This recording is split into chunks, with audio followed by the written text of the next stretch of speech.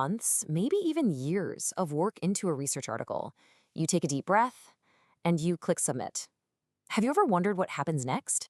It's not some black box, it's actually a pretty structured journey, a quest, really. In this explainer, we're going to pull back the curtain and demystify that entire peer review workflow one step at a time. Okay, let's just put ourselves in that moment.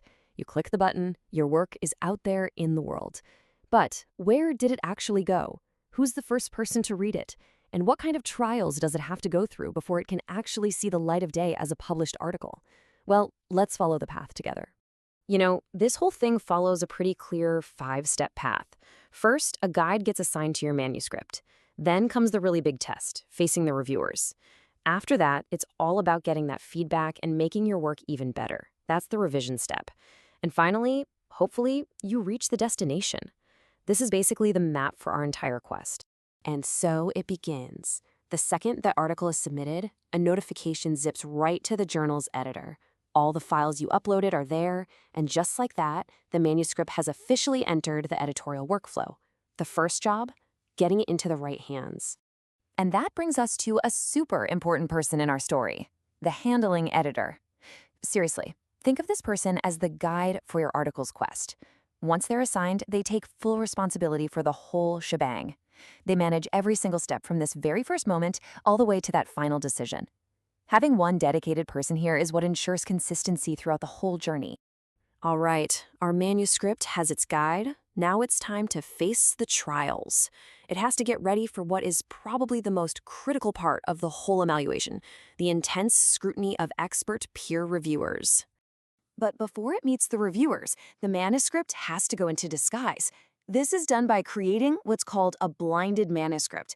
The handling editor goes through and meticulously scrubs any information that could identify the author. We're talking names, affiliations, even hidden data in the file properties. And this is absolutely critical.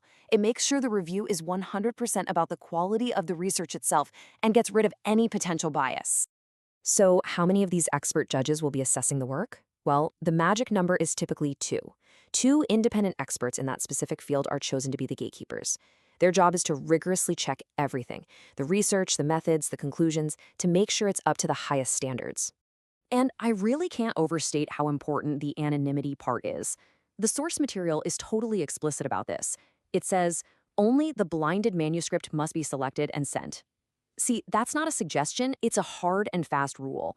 It's right at the heart of the whole process, and it's there to protect its integrity. So, with all the preparations complete, the blinded manuscript is finally sent out. Invitations go to those 2 reviewers, and now the process enters the waiting game. The handling editor, the author, pretty much everyone just waits for those expert reports to come back in.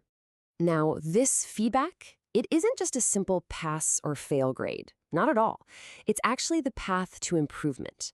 This is the part of the journey where the manuscript, with the help of expert guidance, gets a chance to become even stronger, even more solid.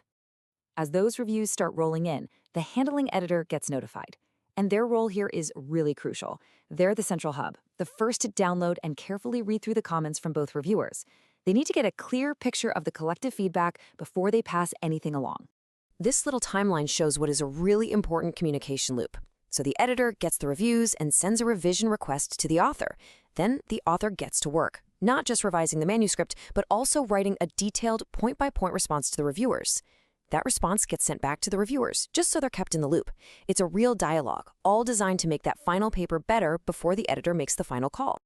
Okay, so after navigating all the trials of the review and the long path of revision, the manuscript finally arrives at its destination. It is time for the final verdict. This is the moment that decides whether the whole quest was a success. And this is it, the final official step of the review process. The handling editor records their decision. If it's an acceptance, great news, they do something really important. They select the final, non-blinded version of the article. The author's identity is finally revealed and the manuscript has officially passed through the gates. But the journey isn't quite over yet.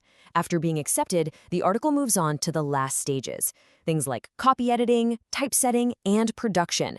This is where it gets all polished up and ready to be presented to the world as a final, published paper. So now that we've followed this whole quest from start to finish, you might be wondering, why is it set up this way? What's the big picture? Let's take a look at the key principles this entire workflow is designed to protect. So, what does this whole process really guarantee?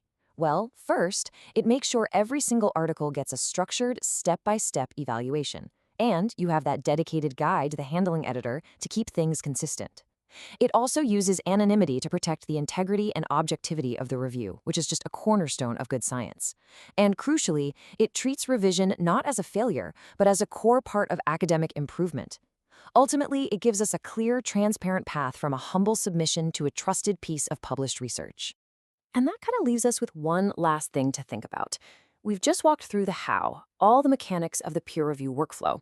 But what does this whole rigorous, structured, often anonymous process really tell us about the why of science? What does this long journey for just one single article reveal about the much larger quest for reliable, verifiable knowledge? That's something to chew on. Thanks for joining.